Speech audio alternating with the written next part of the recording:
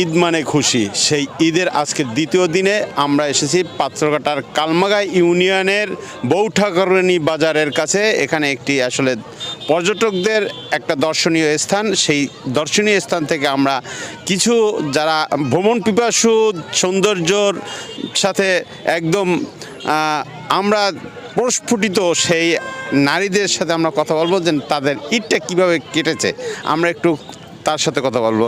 আচ্ছা আপু, আপনাদের ঈদ কেমন কেটেছে এবার? আলহামদুলিল্লাহ, অনেক সুন্দর কেটেছে। ছেলে মেয়ে হাজবেন্ড সবাইকে, পরিবারের সবাইকে নিয়ে খুব সুন্দর ঈদ কাটছে।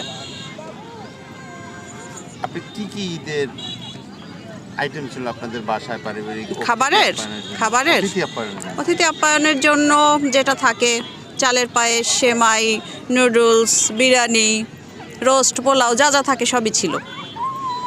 আপনার বাসায় মেহমানের আমার বাসায় মেহমানের আনাগোনা কখনোই কম ছিল না, আল্লাহর রহমতে অনেক মেহমান ছিল, আরও আসতেছে, ঢাকা থেকে আরও মেহমান আসতেছে। বেশ ভালো মেহমান ছিল, শুধু আপনারা ছিলেন না।